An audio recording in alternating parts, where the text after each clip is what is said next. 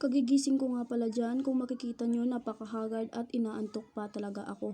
So tumayo na nga ako sa aking inuupuan at pumasok sa aking kwarto, kung saan makikita nyo naman na napakagulo pa sa aking higaan. Tinutupi ko na nga ang aking kumot at inilagay ko na rin ang aking laptop sa kanyang lalagyan na bag. At pagkatapos kong ayusin ang mga kalat sa aking kwarto ay nagwalis na ako dito sa loob ng aming silid. Yung itsura ko dyan ay napakahagard pa at wala pang ayos. Pagkatapos ko nga magwalis ay may in-apply ako sa aking mukha na aloe vera peeling cream. Try nyo tong product na to guys. Na-order ko lang pala to sa TikTok sa halagang 149 pesos. Ang ganda-ganda niya sa mukha kasi inaalis niya ang mga dumi sa mukha at magpipiling press ka tingnan.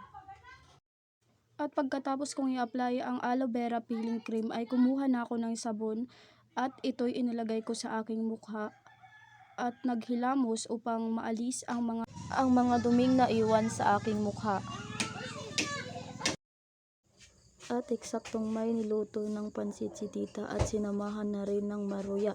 At kinuha ko na nga rin ang cup upang magtimpla at ang tinimpla ko nga pala is Energin.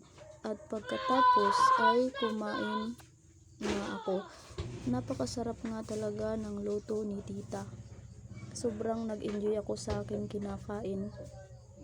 So hindi ko nga pala naubos ang aking pagkain dahil sa busog na ako dyan. At pagkatapos naligo na nga ako at nagpagana na dahil sa may pupuntahan nga ako, at dito naglagay na nga ako ng eyebrow sa aking kilay at sunblock to protect my face kemi. At naglagay na nga rin ako ng lipstick at konting blush on sa aking face upang magmukha namang maganda.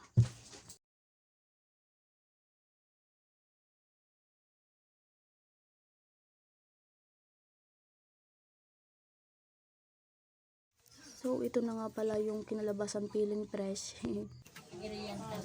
At palabas na nga ako sa bahay kung saan makikita nyo naglalakad na ako dyan. Dahil sa makikisabay na lang ako kay Papa dahil sa magdi-deliver rin naman siya ng mga sako.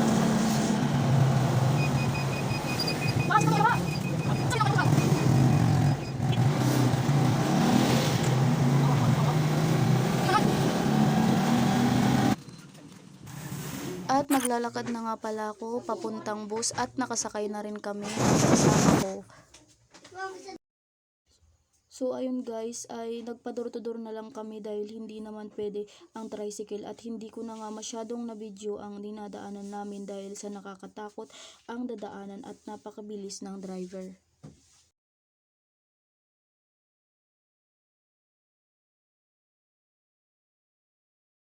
So dumating na nga kami sa aming pupuntahan dito sa Tinawagan Hills, located in Lourdes, Baao. Kung makikita nyo ay napakasaya ko dyan at sobrang excited kong mapuntahan ulit ito.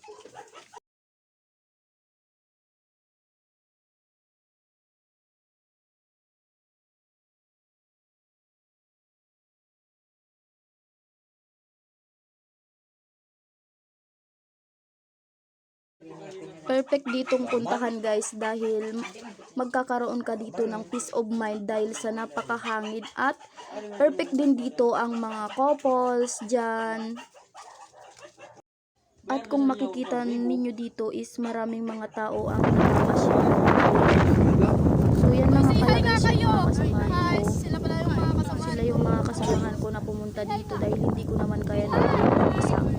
Napakasaya namin guys at enjoy na enjoy namin ito.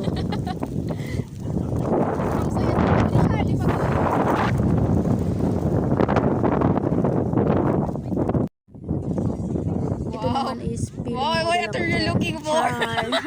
May parang may nagmo-model kami mo siyang vlog.